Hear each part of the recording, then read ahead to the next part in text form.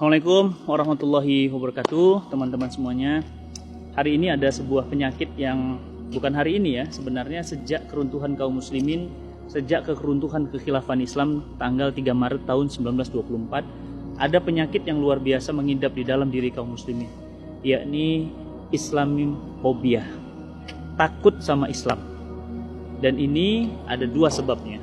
Sebab eksternal adalah karena adanya makar-makar orang-orang kafir, makarnya orang-orang di luar Islam yang berencana membuat umat Islam itu takut terhadap agamanya. Eksternal ini, faktor eksternal ini, mereka berhasil menggambarkan kepada kaum muslimin betapa mengerikannya Islam, betapa tidak sesuainya dengan hak asasi manusia, betapa sadisnya Islam. Hukum potong tangan mereka gambarkan sebagai hukum yang melanggar hak asasi manusia. Hukum zina, kemudian dirajam, dijilid, digambarkan bagaikan hukuman yang sangat-sangat mengerikan. Ya, wanita yang menutup aurat digambarkan sebagai pengekangan terhadap hak-hak wanita. Seorang istri yang taat kepada suaminya digambarkan sebagai sesuatu yang menindas hak-hak wanita. Waris 2 laki-laki dan 1 perempuan dianggap adalah bagian dari pelanggaran hak asasi manusia untuk perempuan. Eksternal faktor ini menggambarkan kepada kita, terus menggambarkan melalui media, melalui pendidikan, melalui kurikulum, digambarkan ke dalam benak kita bahwa Islam itu mengerikan, sadis. Bahkan digambarkan Islam itu suka perang.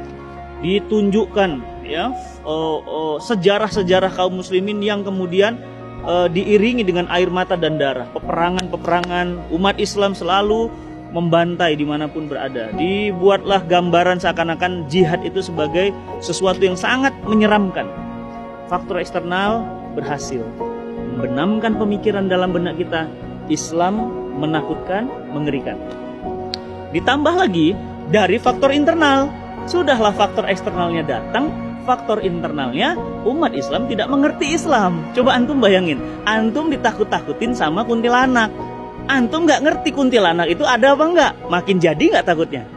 Mungkin juga kalau ngelihat kain putih di atas pohon, antum pasti ketakutan. Kenapa? Sudahlah eksternalnya seperti itu, internalnya bodoh.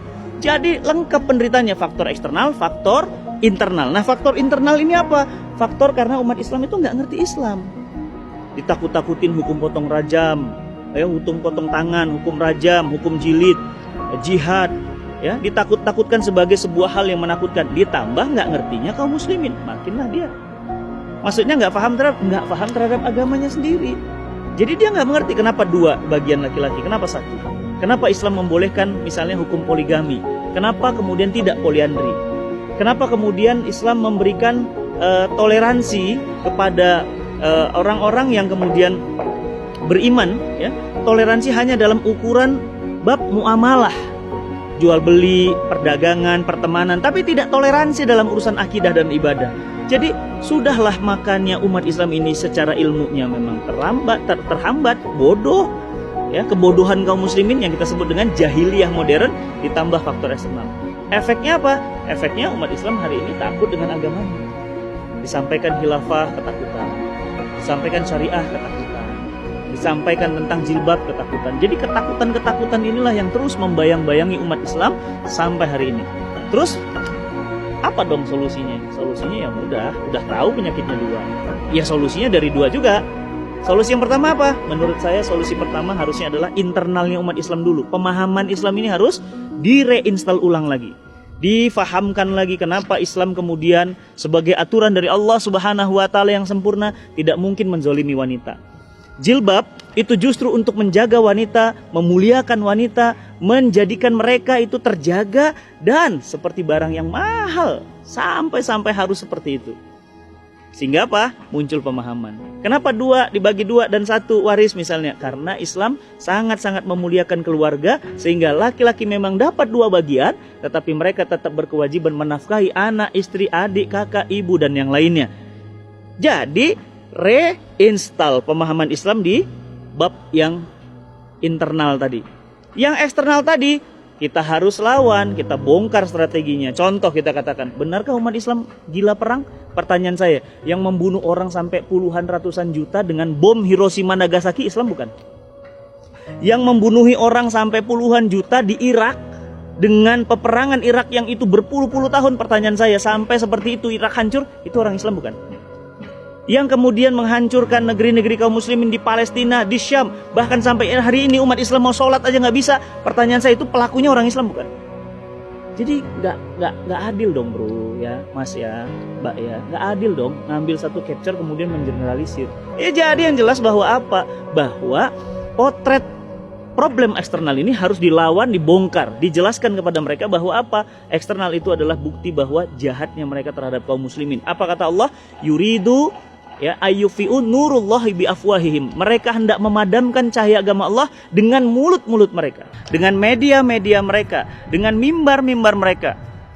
Akan tetapi Allah akan tetap menyempurnakan cahayanya walaupun orang-orang kafir tidak menyukainya. Maka jamaah yang dirahmati Allah, dari sini kita jadi faham bahwa eksternal faktor ini bisa kita halangi, bisa kita hindari, bisa kita jauhi, bisa kita atasi kalau internal faktornya kuat. Maka alhamdulillah saya sekarang senang banyak kanal-kanal dakwah, banyak majelis-majelis taklim, banyak majelis-majelis ilmu. Itu untuk apa? Mereinstall Islam. Maka sahabat semuanya, faktor eksternal akan bisa kita halangi, akan bisa kita jauhi, akan bisa kita atasi dengan pemahaman Islam yang sempurna. Maka sebab kemerosotan umat Islam menurut yang saya pahami adalah karena jauhnya umat Islam dari pemahaman Islam yang benar. Maka yuk sama-sama kita perbaiki pemahaman kita dalami lagi akidah kita dalami lagi syariah kita dalami lagi bab dakwah kita, sehingga muncul kebanggaan bahwa Islam adalah agama yang mulia, agama yang harusnya dipeluk oleh seluruh bangsa dan seluruh manusia, sehingga kemudian Allah Subhanahu wa taala pantas mengatakan, "Walladzi arsala rasulahu bil huda wa dinil haqq liyudhhiru 'ala dini kullih wa kafa billahi syahida." Ya, maka wajarlah kalau Islam selalu dimenangkan karena Allah Subhanahu wa taala enggak mungkin mengutus agama sempurna, separipurna kecuali Islam. Ayo teman-teman semuanya, rajin belajar Islam, mengkaji Islam lebih dalam sehingga kita bisa mengatasi eksternal faktor dan kita akan kembali mulia bersama Islam. Assalamualaikum warahmatullahi wabarakatuh.